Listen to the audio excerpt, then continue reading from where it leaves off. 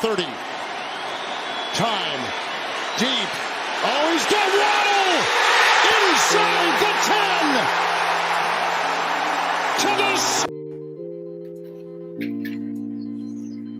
10. Welcome into our Monday, September 28th edition of the Sports Flash Media Network. Tonight's show, obviously, we'll be discussing some NFL. I'm joined by my co-hosts Tyler Shibish and Josh Clackler. Tyler, how you doing? Oh, I'm doing great, man. You know, my mood is entirely dependent on if the Vikings win a week. That determines my entire week, and we won, so it's good mood week. So you're telling me you almost came in here really irritated? Yeah. I was not happy at first, but then I was like really happy, so it evens out, you know, life of being a Vikings fan. Clack, how you doing? I'm great. How are y'all? I just said how I was. Before you say, I literally just went on like a just- 30-second that's just trial a on hack. how I am. that's just my opening line. No matter what, it's whatever. Clack's like the guy that asks somebody how they're doing and then it's like, oh, I'm doing good. He says it like 3 times. And you're like, oh, I don't That's know. definitely. It's just an Anyways, opening line. You saw it in the intro. 3 letters, 1 name. Tua. Guys, I mean, what a hell of a performance from Tua. 2 weeks in a row. I'm of 2 minds because I God. love Tua. No. Tua Mons. I love Tua. I really do, and I'm glad. But dude should not have been able to come back into the game at all. Like, he was so blatantly concussed. And then they were like, oh, it's a back problem. Like, the dude fell down trying to walk off the field. I mean, I don't know. I mean, there's no proof to either way. I mean, I get what you're saying, and I mean, but there was an explanation as to why he fell like that. So, I mean, you know, who are we to judge to know? I mean, there's no way to factually know what it was. And Mike McDaniel just said earlier today, he's not in concussion protocol. And I don't do it. I think that the hit itself looks bad, and he could have just been – it looked like he was shaken up. I don't know. I mean, I know personally myself, you know, when I played football, if I got hit really hard, I'd be shaken up, but it didn't necessarily mean, you know, that I had a concussion. I mean, that was a pretty big hit, but I think he was kind of just like out of it for a second. And I believe the Dolphins, if they say, you know, they checked him for concussion protocol. Well, it's an independent doctor, so I don't know why they would have any reason to lie. And But the I'm just same- saying, the NFL Players Association launched like an investigation on it, and I wouldn't be surprised if they were like, yeah, he was concussed. He shouldn't have come back into the game. At the same time, though, like, there's not, you know, Mike McDaniel really, you know, there was a big whole thing about Mike McDaniel, him wearing, I think one of y'all are the ones that said this, that he wears, like, would always wear long sleeves in practice to know, you know, when the guys were getting too hot. There was literally an article about it, that Mike McDaniel basically always wears long sleeves in practice to know when the guys are getting too hot and they need to stop and stuff. So Mike McDaniel cares about players' safety. I don't think he would have put Tua out there if he's hurt. I don't know where the long sleeve thing came in, but I was just going to go ahead and believe you for that one. I'm going to find that as we're looking, but I don't think there's a coach out there, honestly, that's going to throw a player out there when he's hurt. I don't buy that. I don't think so. I disagree.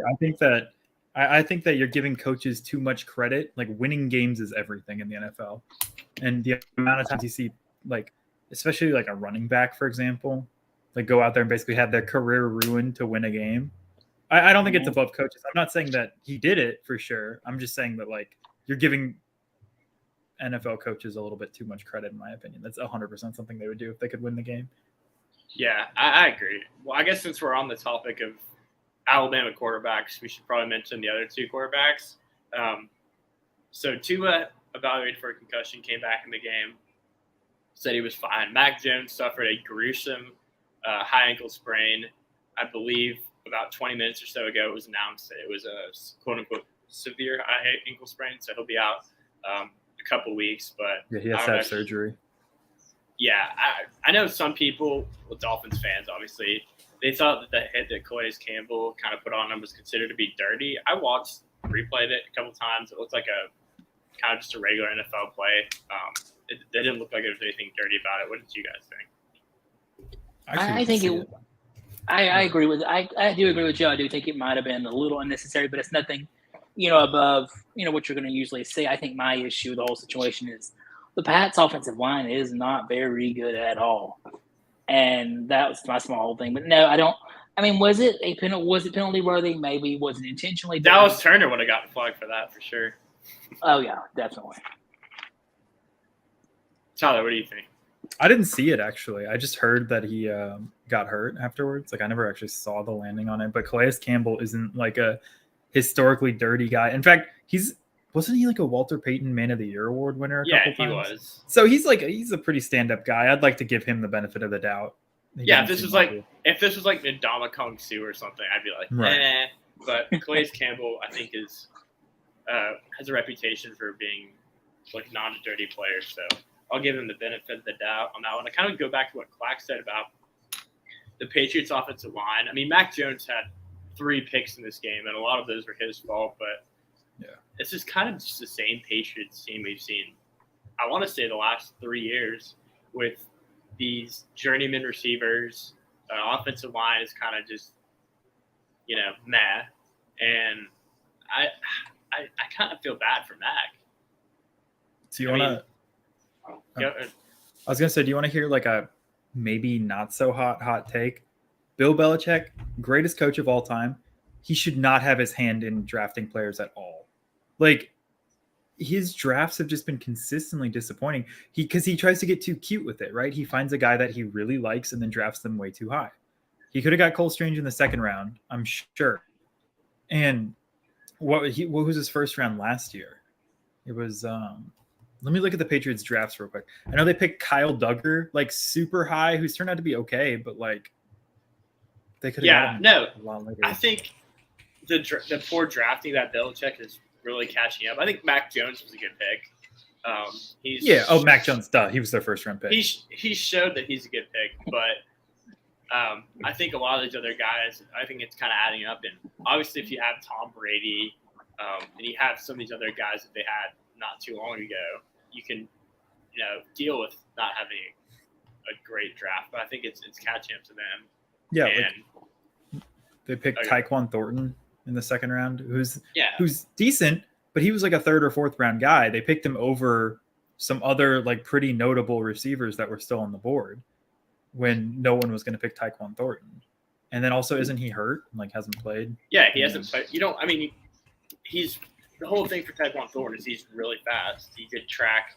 He's just known to be like a guy to take the top off the defense. But yeah, I don't think you take him in the 2nd round just based on that, especially when there are some other notable names there as well. I'll give them some credit. I'll just end with 2021 draft was pretty good. They got Mac Jones, Christian Barmore, Ronnie Perkins, Ramondre Stevenson. So it was decent, but gotta give him credit. But he just gets too cute. What do you guys think about the Dolphins? I mean, are they a legit Super Bowl contender? Also, the Eagles, I said we talk about all the Bama quarterbacks. Jared's had a hell of a game. He's 22 for 35, 340 yards, 3 touchdowns. Not really known to be a passing quarterback. His stats are juiced from rushing, but he was throwing the ball over the yard against the Commanders. Obviously, the Commanders were banged up in their secondary, so I think that's why they ultimately decided to throw the ball more. But is Jalen Hurts the legit NFL quarterback, and are the Eagles and Dolphins, Super Bowl contenders? They're both undefeated. I think Jalen is 100% a legit NFL quarterback, and you see it every year since his freshman year at Alabama. He's made some sort of like stride from one year to another, right? And it's only natural. Last year, he's a mediocre quarterback, had some accuracy issues. This year, he seems like he's a lot better throwing the ball. Granted, it's through 3 weeks, and all 3 weeks, he's not really gone up against any great secondaries. I mean, the Lions are like pretty decent secondary, but the Vikings play this weird shell zone where they play 10 yards off every receiver. And then, like you said, the Commanders were banged up. But I absolutely see like he's made a ton of progress throwing it. As far as are the Eagles and the Dolphins Super Bowl contenders, maybe, but I hate to call anyone a Super Bowl contender 3 weeks into the season because so many times the team starts 3-0 and then ends with like 6 or 7 wins, right? So it's just too early in my opinion for that. I agree. I mean, it's the Colts started off 0-1-1, and then they go and beat the Chiefs. The Chiefs just lost to who was the worst team in the league before this. So, I mean, who knows? You can't really make assertions off of 3 weeks. And, the fact that Buffalo's defense is really, really banged up for sure. But at the same time, Miami's defense did a great job slowing Josh Allen down. So who knows? Who knows what?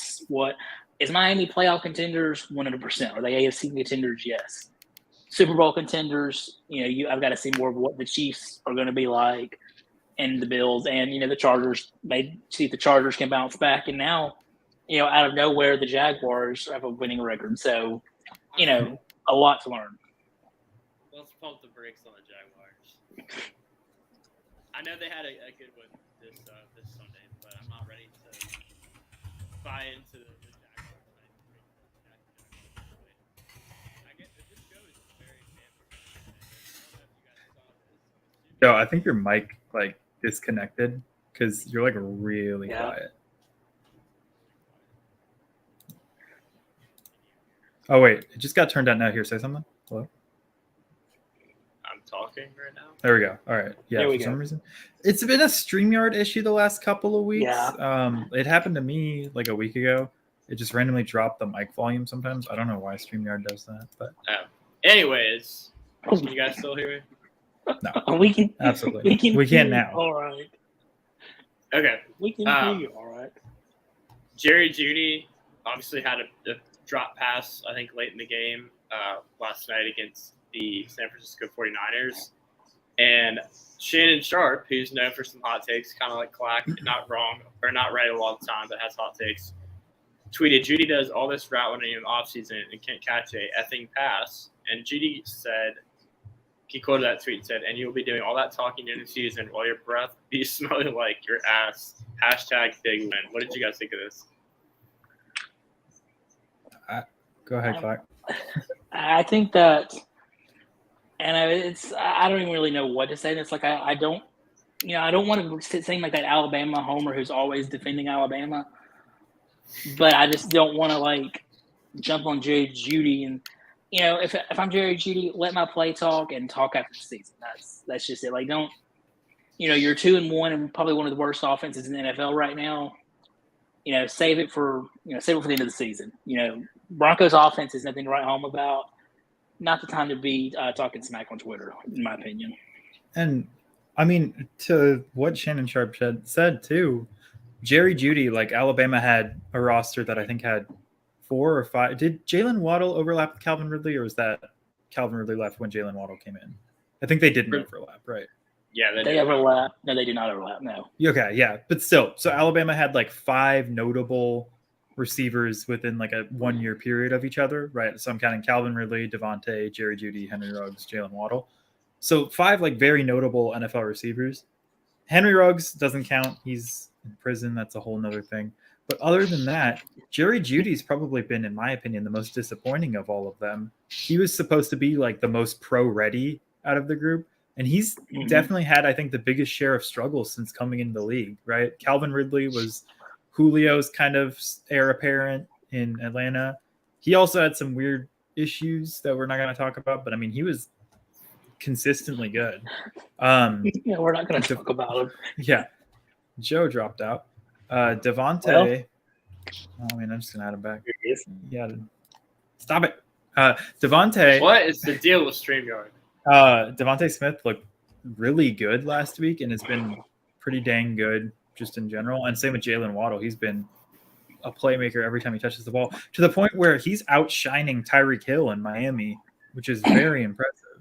So I think that Jerry Jeudy was heralded as this pro-ready, safe pick prospect, and he's had a lot of struggles. So I think that Shannon Sharp is right to bring some light to that. I don't know if he did it in a diplomatic fashion like he should have, especially when you're I assume Shannon Sharp is a Broncos fan. So especially when you're trying to represent the team, I don't think that's the way to go about it, but he has some fair points, I think. I think if you're Jeudy, you can't take the bait, though. I mean, Shannon Sharp, like I said, is known for having hot takes. You just kind of have to let, him say what he's going to say and then ignore it. And Jeudy did delete the tweet. It wasn't up for that long, but you kind of have to have thicker skin to let somebody get the best of you like he did. Well, Three things. Shannon Sharp's the Joe Will of ESPN, but I already said it was a secondly- clap. You can't just turn it well, I say around. it's a Joe Will, so I say it's It's the Joe definitely Will. more of the ESPN. clack, but But Yeah. we'll debate that later. I mean, Tyler, you're correct about Jerry Jeudy. However, last year he did battle an injury all season, so But at the same time, here's my thing with Jerry Jeudy. Yeah, his numbers that have not been that great, but who has he had as a quarterback? If you're gonna put up good receiver numbers, you gotta have a good quarterback. He's never had a good quarterback. Russell Wilson's struggling this year. But is he struggling? hasn't had- Is Judy struggling because of Wilson, wait. or is Wilson struggling because of Judy? I think Judy's struggling kind of because of Wilson. And Wilson's Fuck, I struggles wanna- have nothing to do with Jerry Jeudy. let's go back to your statement. They've never had a good quarterback, but I think you're forgetting that my main man Drew Lock was slinging the rock last year. Exactly. So, no, actually, he didn't. He get benched like after week 1 or 2 for Teddy All Bridgewater. right. Let me That's fine. We don't have to talk about that. Jerry, before we write off Jerry Jeudy, let's see him under a quarterback who is top 10 in the league. Russell Wilson is not that right now. I think he will be Right by the end now. of the year. Hopefully, I mean, Not I right think now. Nathaniel Hackett is the biggest story, right? Like he's just consistent. Yeah, that's a question I was wanting to ask you confused guys. me. Like, We I can, know, like, y'all know that I'm very quickly to fire coaches and jump on a fire coaches train. But when you have this kind of Everyone offense, is it plays. okay to be like now? Wasn't Nathaniel Hackett hire possibly a really bad hire? I said so at the time. Like, just, I mean, I'm normally like a super conservative. Oh, you got to give him some time, right? But even at the time of the hiring, I didn't think Nathaniel Hackett was an appealing hire to me at all. Because, like I said, I've said it before, and I'll say it again. It's like, one, the Packers' offense wasn't even like particularly innovative or great that year, and two, like, it's so easy to look good on offense when you have 2-time back-to-back MVP winning quarterback Aaron Rodgers at the helm. Like, you should look good. That should be like, Well, I mean, and so it's kind of like, it's almost like an Ohio State quarterback, right? You're going to look Yeah. good because everyone around you is good. You're going to look good because you're the 2-time MVP who can make whatever calls that he wants on the line is carrying your offense. Well, I would also like to point out, before this, we had the same situation. Joe Philbin literally won a Super Bowl as offensive coordinator for the Packers. Could not win as a head coach. And I think this is the second or third Packers offensive coordinator that's taken a head coaching job, and it has not gone well. Here's the thing, though. I have to play devil's advocate a little bit here because, Oh, yeah, of course. Nathaniel Hackett's the one calling the plays, but I think you do have to give a good chunk of the blame to Russell Wilson. I mean, Hackett calls the plays, but Wilson ultimately is the one who's supposed to be executing. He is not executing. You watch the last couple weeks, pretty much the whole season, he's just struggling. And you can't say, I mean, they brought him in. He has all these weapons to throw to. So there's really no excuse for why he's struggling. We brought up early that it's, they've only had a couple of games in the season so far, but I would split the blame 50-50 Hackett and Wilson at this point. I mean, fair enough. I think the problem is, I think we had such high expectations for them coming into the season. Everybody did. Yeah. And now, I mean, they're going to be lucky to make the playoffs. I mean, they're 2-1, but I mean, they're very, very bland 2-1. They could easily be 0-3 right now. Like Yeah. I mean, they could also be 3-0, but I mean, it's a lot of learning to do for them. We'll see what they do. One of my Russell preseason Wilson's not one. takes was that the AFC West was like by far the strongest division, and boy, does that look wrong now, considering they have the only team in the league without a win. The Chiefs look good. The Chargers are like super banged up, right? And They're even including more their banged up. star. Yeah, now because left tackle All-Pro Rashawn Slater's out for the year, so they're going to have to figure out a way to keep Justin Herbert healthy, who's banged up as well. The Broncos. I still think that's a good division. I just think the first couple of weeks they've struggled. Hot take. This is going to transition into our next thing we're going to talk about. I think the Pro Bowl sucks, and I think it's overrated. And so when I saw today that they would be changing the format to make it skills challenge and flag football games, I was happy with that because it was pretty much like watching flag football with two-hand touch anyways. It's not like they tackled. There was no real effort. I watched it because it's football, and at that point in the year, I'm absolutely deprived and will take anything I can get. But I'm glad they made this change to the Pro Bowl. Maybe it'll be actually enjoyable to watch now. Yeah, I gotta disagree with you a little bit, Joe. I don't think that's a hot take at all. I don't think anyone actually really enjoyed the Pro Bowl the last 5 or so years. And I'm 100% on board.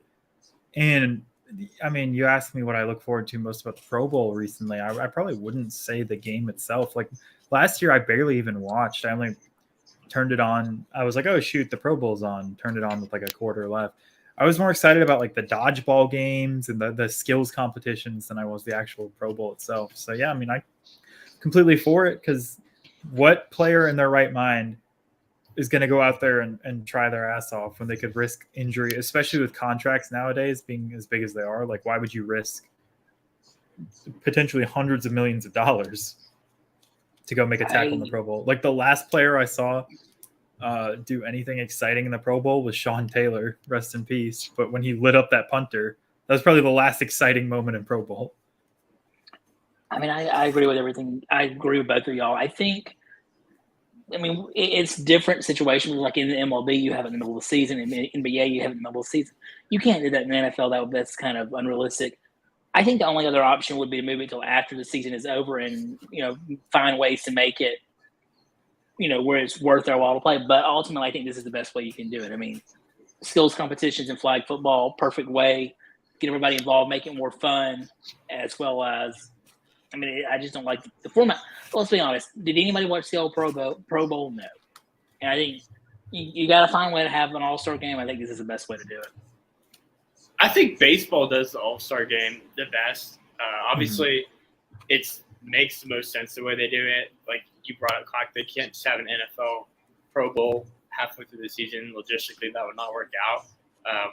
But I think they've been trying to tweak the Pro Bowl and trying to come up with something because they know that not that many people are watching it. I mean, they've changed the format of it pretty much every year. I know one year it was they drafted teams. It wasn't AFC, NFC. And I thought that was interesting, but I think they've been looking for a change for a while now, and so I'm happy that they finally made like a legitimate change. See, it being a best of one, like the Super Bowl and the playoffs, being a best of one throws a monkey wrench in anything you could do to make it interesting. Like if it was like a best of 3, you could totally do what the baseball did, right? Just have it after the season or before the season, and then AFC, NFC winner gets home field advantage for the Super Bowl. Like gets 2 games there. That'd be cool. But that's just not feasible. You can't have a football team play that many extra games, right? So you know what I want to see? I want to see the best practice squad players from each team go against each other. No, you should do like the team that wins the national championship plays like an exhibition game against the Pro Bowl roster. That would be crazy, but there's just no way that would happen. Yeah, I mean, you look at Georgia, right? They had 13 players get drafted or something ridiculous like that. There's 22 men that are starters on each team in the NFL, and even with the first rounders for Georgia, you'd probably say like 16 or 17 of those 22 men are going to be better than on any roster in the NFL are going to be better than the players drafted. So transitioning to the place that nobody really wants to go, Cleveland, Ohio. The Browns won an ugly, well, I'll say the first quarter was a little bit ugly. There was more offensive explosion in this game than I thought they would happen. They won a 29-17 game against the Pittsburgh Steelers last Thursday. Browns right now, they're treading water, hoping Deshaun Watson can give them a little extra juice when he comes back week 11. But I've been very surprised with the way Jacoby Brissett's played, and I do think that with him as their quarterback, they can, be a legitimate team until Watson comes back, and then they can all hopefully ride that momentum into the playoffs and maybe the Super Bowl. What? Yeah, I mean, maybe. Not like the current hypothetical with Deshaun Watson. Yeah.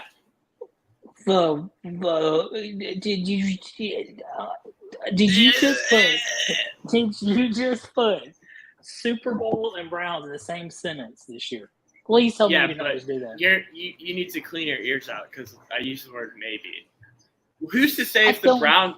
the Browns' schedule is not that hard. Who's to say if Brissett keeps playing well and they keep winning? Why are we ruling that out? Okay, They've got one of the best running backs in the league. Amari Cooper's playing well. Because you're in the division with the Ravens and the Bengals, you would have to go up against the Chiefs or the Dolphins or the Bills. Oh yeah, because the Bengals have looked real good this year. There's no way in hell that you're going to go. Okay, the Bengals had a slow start. The Chiefs had a slow start last year. Everybody has a slow start. Yeah, come on. The Ravens are great in the playoffs too, by the way.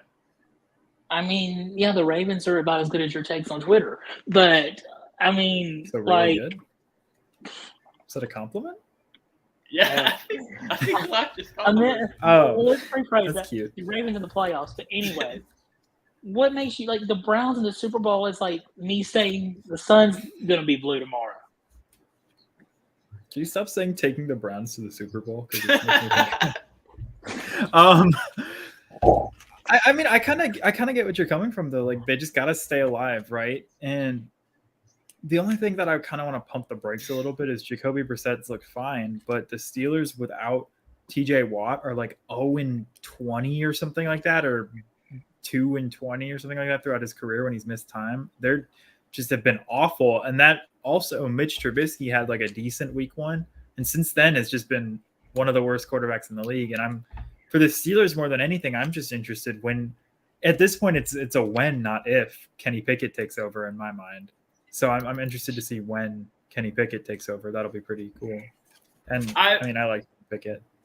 I'll kind of disagree with you there. I thought Trubisky played okay. Obviously, Pickett's your future, and you kind of know what Trubisky's ceiling is. But he didn't play horribly. He played all right. They do, I think, go to him at some point this year, probably sooner rather than later, especially if they can't win a lot of games and their defense is struggling without TJ Watt. I'm sure that those fans will, be deprived and need some excitement. So I could see them going to Pickett maybe halfway through the year. So, the Browns stadium is hypothetical. I never said they would go to the Super Bowl. I just said it would be interesting if they continued to win without Deshaun Watson. And I think their defense, obviously, you've got Myles Garrett and a lot of other talented guys along that defense. Their offensive line's good. Like, they have a lot of the variables that you would need to potentially make a deep playoff run. But obviously, Jacoby Brissett is kind of a lot of that rides on him because he needs to keep this offense coming along. Moving into the NFL games, we talked about the Dolphins beating the Bills 29-19. Josh Allen, kind of I don't want to say pedestrian game, but kind of had some trouble with the Miami defense, who hasn't been all that great this year so far. I was a bit surprised by that. I thought him and Diggs would carve up the defense, but Miami held their own, made it kind of troubling or made it challenging for him to throw the ball. What did you guys think about Miami's defense kind of bottling up Buffalo? I mean, they played a really good. They had a really good game plan. Mike McDaniel had a great defensive game plan for them, and they really stopped him. And when you look how many interceptions they dropped. I mean, if they don't drop at least, I counted 5 or 6 interceptions. I don't even know if Bills are even in that game, but they had a great defensive game plan and executed it really well. But at the same time, there was a lot of just stupidity by the Bills. Like you look at that last 10 seconds, going down inbounds, could not get another playoff. It was things like that were happening all game for them. But Miami had a great defensive game plan, and they held them in check for the most part. Yeah, I'm just surprised that we were able to have Coach McDaniels join us tonight, find the time to join us. I think the biggest thing for Buffalo, right? One, Josh Allen's already kind of getting the Patrick Mahomes effect, where he had 400 yards passing and 2 touchdowns, and that was a pedestrian game. Like, I mean, I get your point, right? He didn't look great, and like you said, he had a bunch of dropped interceptions. He just looked flustered. Any other night, that's a ridiculous stat. Like most other quarterbacks, that's a ridiculous stat line, and it's just funny that he's already. But you look at the stats, right? Top rusher on the team, Josh Allen, 47 yards rushing.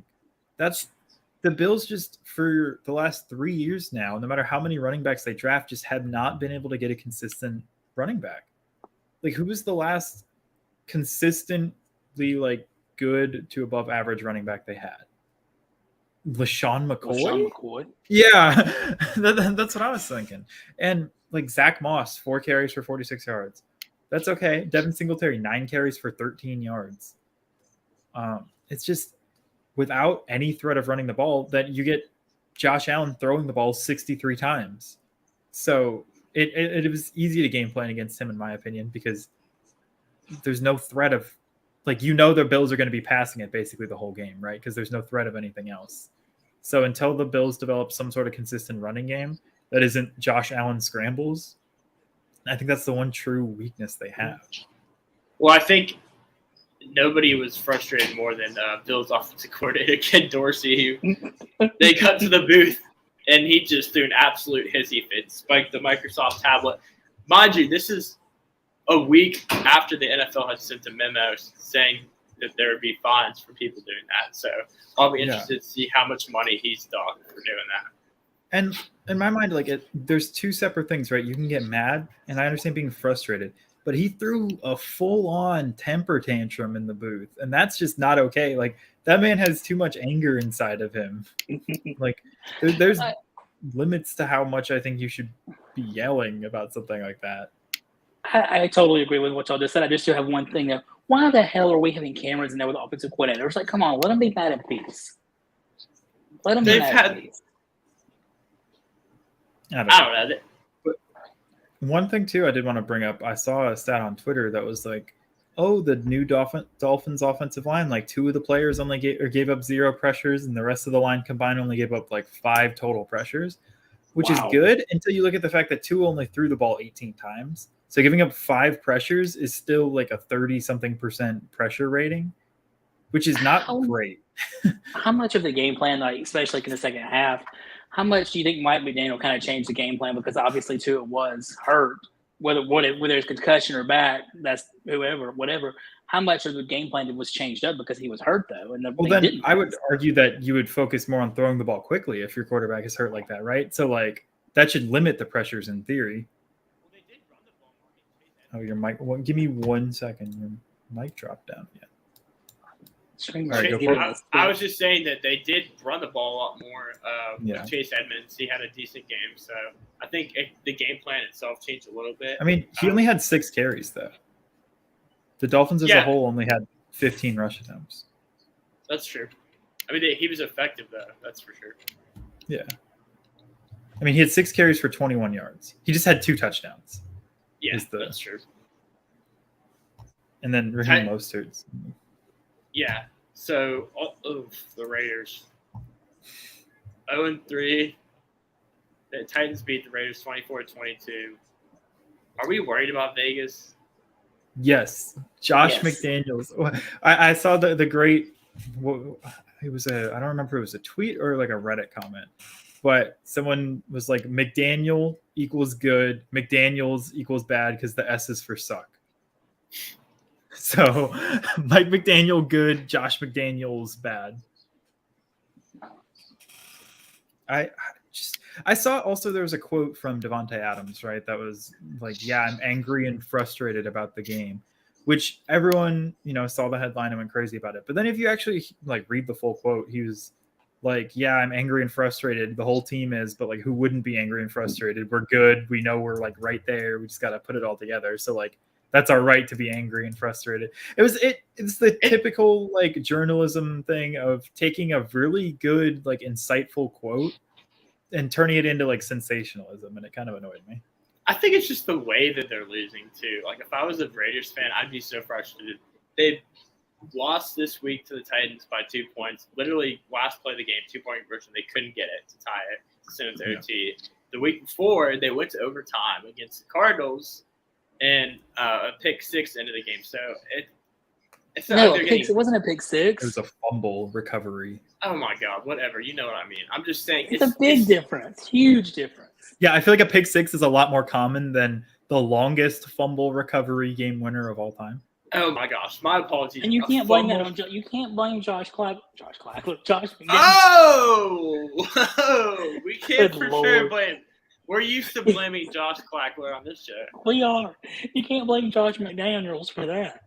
No, nobody's blaming Josh McDaniels, but They need to find a way to finish games. I think Agree. we can all agree on that. 100%. Titans too. I mean, they've been up and down this season. I think they've definitely taken a step back from years past, but it's good that they were able to grind out a close win. Also, I mean, week 1 was heartbreaking against the Giants. Week 2, they just got outclassed. Like, they're not as good as the Bills. So at least they're not 0-3. But, you know, they played 3 pretty good teams to start the season, so you can't be mad. Actually, jury's still out on the Giants. I'm not 100% sold on them, but that's another story. Yeah, neither am I. They're playing the Cowboys right now. I think They got a saw field it. goal blocked. Yeah. Yeah, I saw that. This is kind of the game of the 2 mediocre teams. Moving on to the Panthers, who beat the Saints 22-14. This was like the local game that I got on my TV, so unfortunately I had to watch it. Carolina's off. I mean, they won the game, but it wasn't pretty. Their offense is sputtering. McCaffrey's getting the ball, but they still – I don't know if they're limiting his touches or they're just not using him as much, but he's not really doing much. I mean, it's about volume, like kind of similar to Jack Henry. So he got 100 yards. He had like, I think, 30, 40 yards receiving. What do you guys think of Carolina's offense? I will be the first one to admit I thought this Carolina team was a sneaky playoff team, and I thought that Baker Mayfield would have a good year, but he's been so out of sync this year. Yeah, Baker's like the second lowest rated quarterback on PFF behind any guesses who number 1 is, actually? Drew Lock. Hold on. You got really quiet as well, Clack. You say Drew Lock. He hasn't even played. Yeah, put some respect Russell on Wilson. Drew. No, is Justin Fields is the worst rated quarterback. Ooh. Those are Ohio Yeah. State quarterbacks, man. Yep. Those noted Ohio State quarterback Baker Mayfield. Hey, I do remember a thing with him in Ohio State. I can't quite remember it all, but like anyway. The flag thing. Yeah. No, I think with the Christian McCaffrey thing, it is about volume, but I think that they're trying to. His body can't handle the volume that he needs to be like an effective weapon anymore, right? I He's agree. gotten hurt every season, and so that's why they're kind of using Chuba Hubbard. I'm gonna need this Zeke touchdown. Darn. But like you look at Baker's weapons too, he doesn't really have much. I mean, Terrence Marshall was kind of a reach in my opinion. As high as he went, I didn't think he was that great. And then other than that, like DJ Moore is good, but I It's think just- it's not really a knock on McCaffrey. I'm just they're running the ball fine. Like Chuba's coming in, he's running the ball. Deontay Foreman's running the ball well. It's more so when you watch the games, it's about Baker Mayfield. Because you said DJ Moore is a good receiver, but I feel like the receivers that they have and even McCaffrey aren't really getting to showcase their skills and talent because Baker Mayfield is having accuracy problems. He'll have like 3 amazing throws, and then he'll have 4 or 5 that you're like, where is he going? And who's he going to? I hate to also pin everything on coaching, Donkey? right?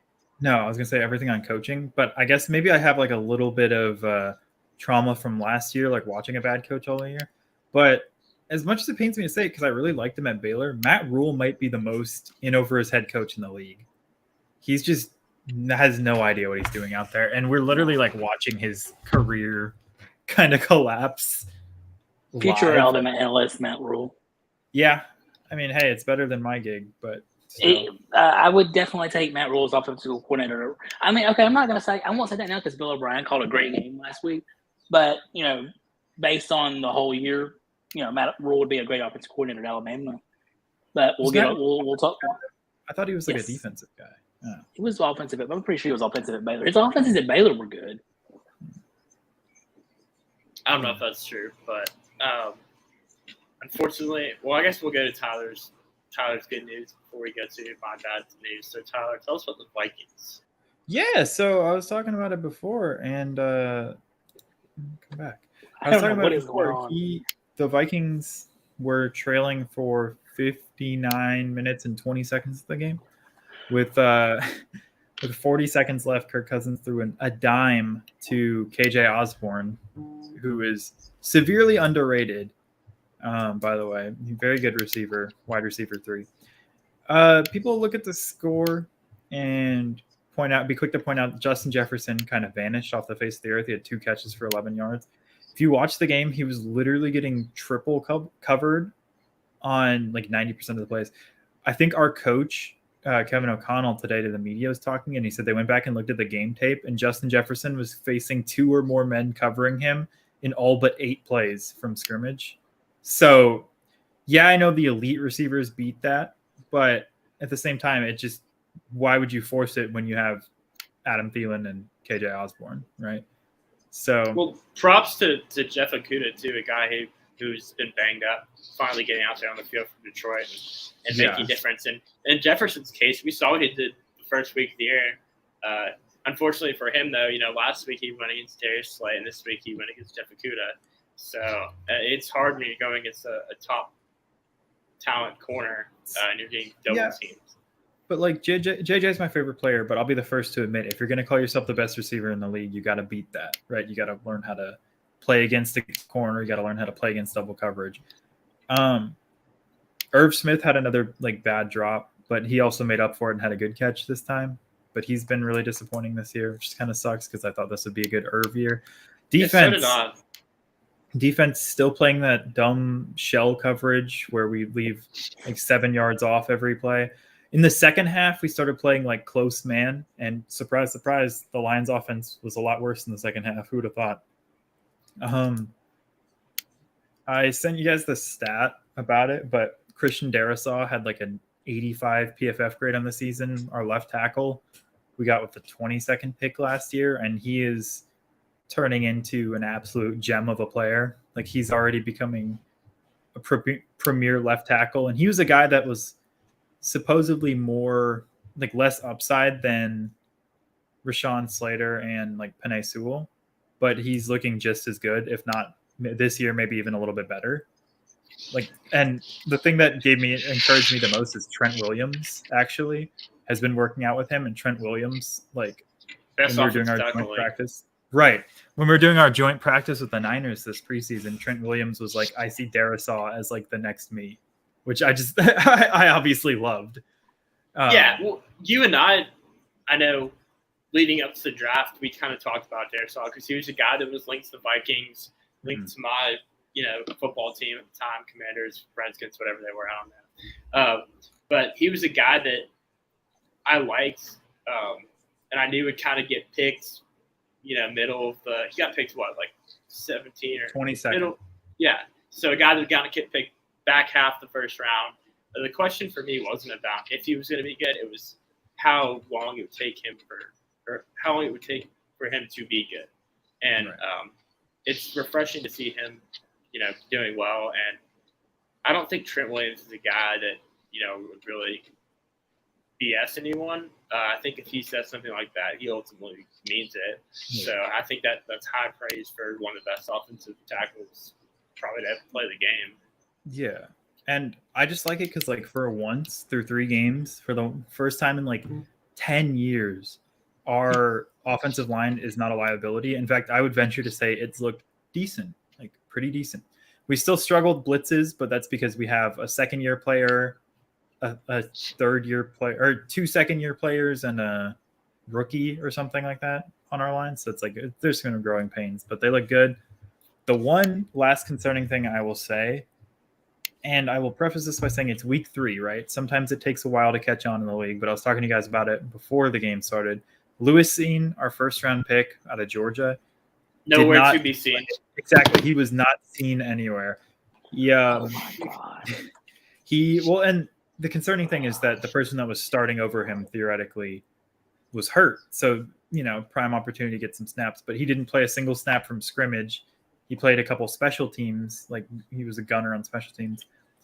But like I said, I mean, I don't like that we used a first-round pick on him and he's not playing yet.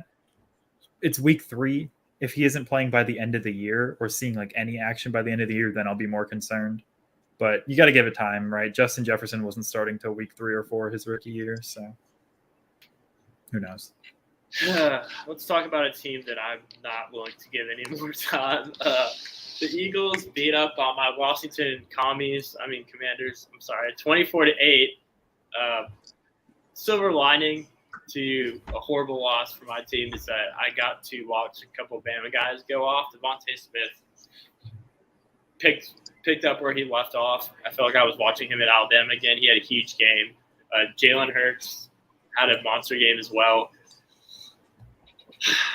I like to refrain from going on a Commanders rant, but it's so hard because when you see, I mean, it was 22-0 at halftime. Philly definitely left their foot off the gas a little bit, but it's insult to injury for me when you're getting beat like a drum at home, but they're showing shots in the stands, and it's mostly Eagles fans, and this is kind of a problem that Washington football fans have been dealing with for a while. There's really no home field advantage. Some of that's you can control, some of it you can't. Obviously, the DC area tends to kind of be what's referred to as like a transplant area where there's a lot of people from all over. If you're a Eagles fan or, Chiefs fan or something, you're going to go to see those games. But also some of it I think it's about like the accessibility of the tickets. You can make it a little bit less harder for Eagles fans to get in there. So that's kind of one thing I want to talk about. Then also, as much as I love Ron Rivera as, a man, it's just a human being, I've never really understood the hire. It didn't make much sense to me. And to make matters worse, you decided that you weren't going to get a general manager. Instead, you were going to have Ron Rivera kind of act as your general manager. So it's just a combination of dysfunction that continues to plague this franchise, and I'm kind of numb to it now. So I don't really get as upset about it as you, but still, it's like, when is this ever going to end? Right. I mean, I'm already thinking about, but my mindset for this year is horrible because it's not even October yet. We played a few games. Hey, if they win some games, they win some games. If they're absolutely horrible this year, maybe we'll get Bryce Young. Like, which is terrible for me to say, but I wouldn't be upset if that happened. Can I backtrack just a second too? One thing I forgot to mention, and I was kind of so focused on the Vikings, is that I'm kind of a believer in the Lions this year. They look good even through their 2 losses. They were competitive. I think that Dan Campbell might be the fighting Dan Campbell. Sure. Yeah, I wasn't sure how I felt about Dan Campbell. He sounded like a real like rah guy, inspire his team, but maybe not a great X's and O's coach, which is still kind of showed through in the game, right? He was super aggressive on 4th down. He went for it like 6 or 7 times on 4th down, but he made a couple huge errors towards the end of the game that ultimately cost him the game. And so, but it's just the Lions have a fight and like a belief in themselves this year that I don't think I've seen in previous years. And yeah, they're a better team, but are they that much better than when they had Matt Stafford? I don't think so. So it's just, it's something about, having a good culture around them. I'm a believer. I don't think they're going to be amazing this year, but I could see them winning, 5 or 6 games, which is definitely an improvement from previous years. So I'm more of a fan of Dan Campbell, and I'm more of a believer in the Lions. And I'll also say I wouldn't be surprised if they beat us when we go play in Detroit this year. So, what are your thoughts on the Commanders? Commanders, I think that